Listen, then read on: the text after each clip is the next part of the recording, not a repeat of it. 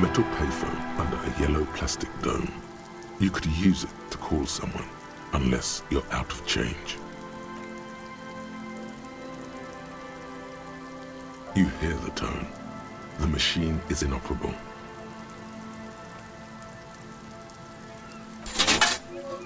Calling. Still calling. This feels wrong. Should you be doing this? End of tone. Someone picks up. Pierre? Is that you, Pierre?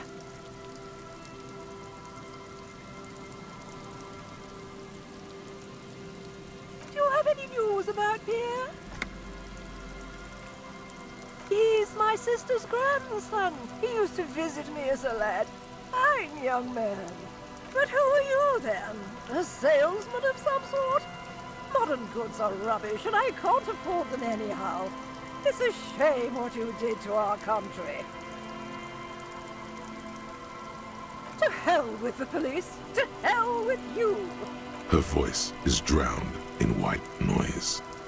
Sounds like waves washing a beach, growing in volume until the call suddenly disconnects.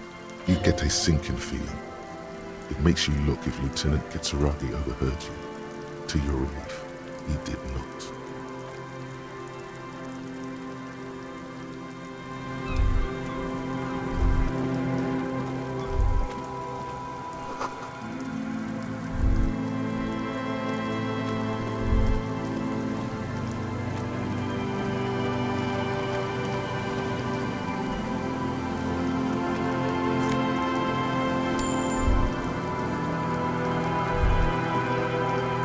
Someone has left an unidentifiable article of clothing on this railing.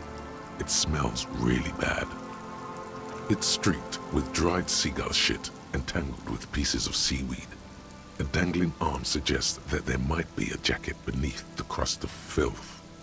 It seems likely that it was left in the surf until someone laid it out on this fence to dry out.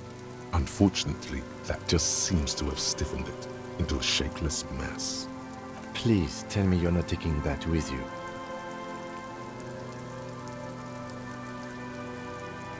I'm sure he'll be thrilled to have it returned.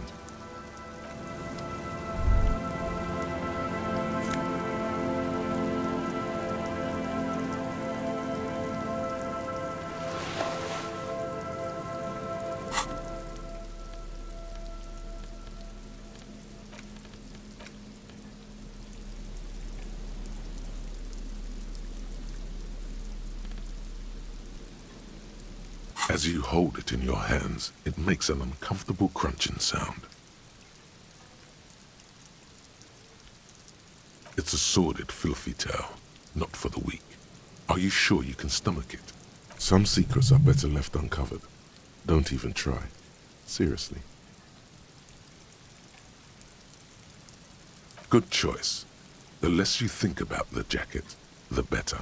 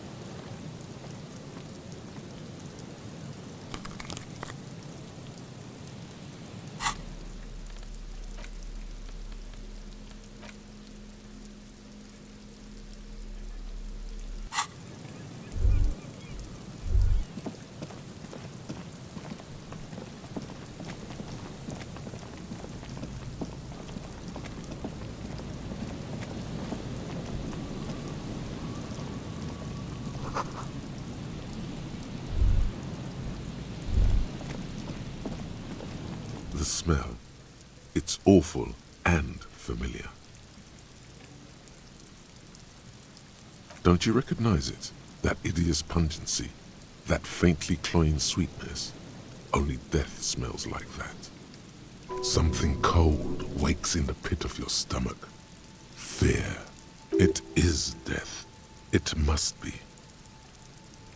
The lieutenant has already brought a handkerchief to his nose.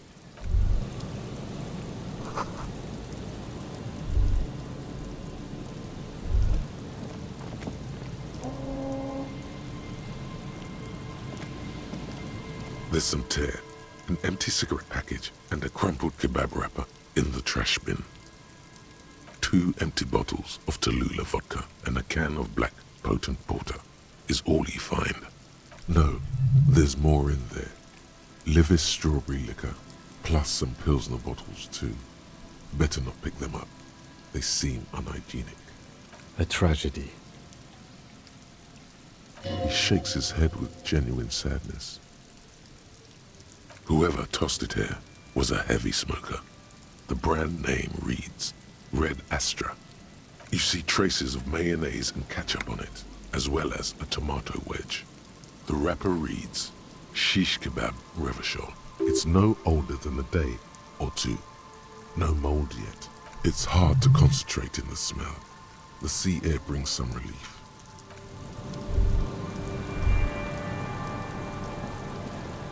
A man lies on the boardwalk, his limbs bent and neck turned at an unnatural angle. Right next to him is an empty bottle of spirits. In his cramped hand, a chewing gum wrapper. Half of his body has slipped between the cracked boardwalk, starting with the left leg. The fall has left him broken, contorted like a sad puppet. The smell is not as bad as a 2-week-old corpse, but it's definitely heading there. Hold on. Lividity is faintly pronounced. Whoever this is has been dead for 2 days. No longer. We need to investigate. Another dead body. This is your job. Steel yourself. Calm now. Carefully. Just another day. Just another dead body. Breathe. He's wearing mud-caked boots, beige trousers, and an old brown leather jacket with a bright blue lining. There are traces of kebab sauce on his chest. The leather jacket suits him well. It must be custom made. A cool leather jacket with a bolt of blue? Oh no, this sounds terribly familiar. You find some sunflower seeds and a rain-soaked library card folded into 2. His jacket feels sodden and heavy under your hand. Good. We should take a look at that library card after this is done. The man has fallen through a crack in the boardwalk and hit his head against the metal bench. Coagulated blood covers his black hair. One of his feet is still dangling through the hole. A bad fall. It might have been dark outside. This place is a minefield in the dark. His expression is dull, like the sea behind him. Drops of water shining on his mustache. His eyes, empty and wide, look frightening in their frozen gaze. Height, 170 to 175 centimeters. Curly hair, stout build. Age, approximately 50 to 60 years. He was confused when he died. Confused and alone, most likely. Overcome with the awful surprise of it all. There's some dried blood on the metal bench, right where the corpse's head rests. The floorboards are rotten and slippery wet around the hole. An empty bottle lies nearby. A chewing gum wrapper is clutched in his fist. Be very, very careful where you step here. A dried chunk of blood covers the hair at the back of his head. An open wound. It's sticky and cold to your touch. I don't see any other major wounds, do you? Seems like the head wound was fatal. It's exactly the shape of the bench. A .75 liter Tallulah vodka with its cap missing. There's hardly anything left inside. Tear all around us. Grabowski spearmint chewing gum.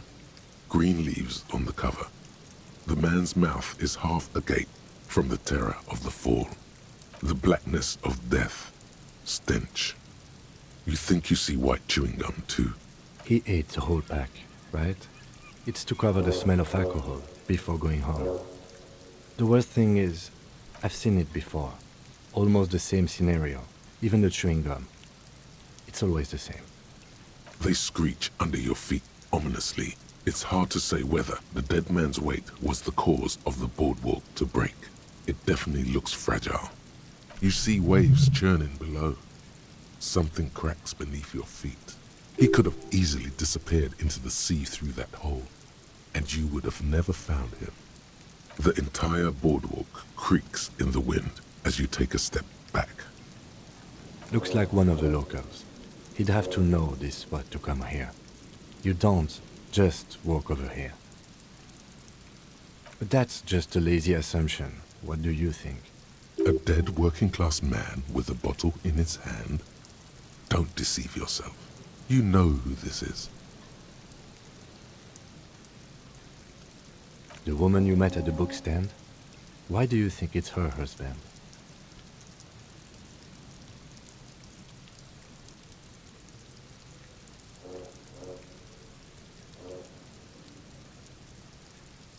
The bright blue lining? Well, he's definitely someone's husband. Death by misadventure. He slipped and fell through the boardwalk. A truly unfortunate accident. If it wouldn't have been for that bench, he'd be alive.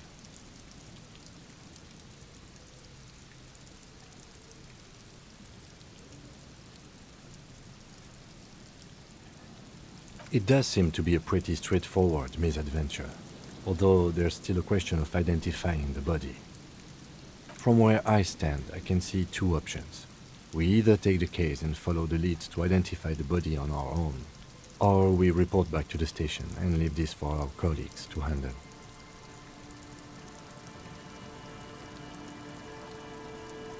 A field autopsy isn't necessary if the cause of death doesn't appear to be criminal, and this looks like a simple accident to me. I'd say we should just write down head trauma in the autopsy report and leave it at that. It would save us at least 2 hours of unnecessary work. Good call. The guys at processing can take care of the rest.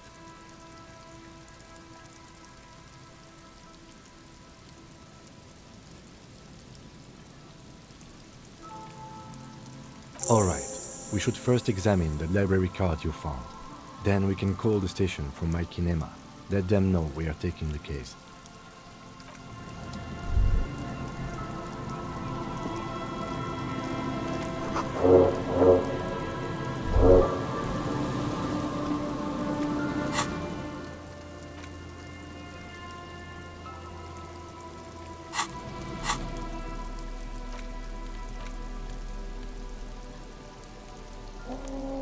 The library card is folded into two and still slightly wet to the touch.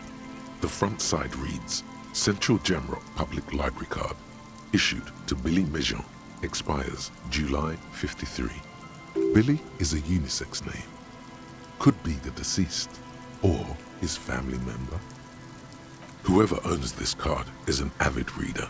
You find a list of books written in blue pencil. Radio thriller. Stand a little less between me and the sun. The last one in the list is The Glinting Curve by M. Theobald. A library stamp indicates that the book has been returned. Most of these titles seem to be in the sci-fi genre.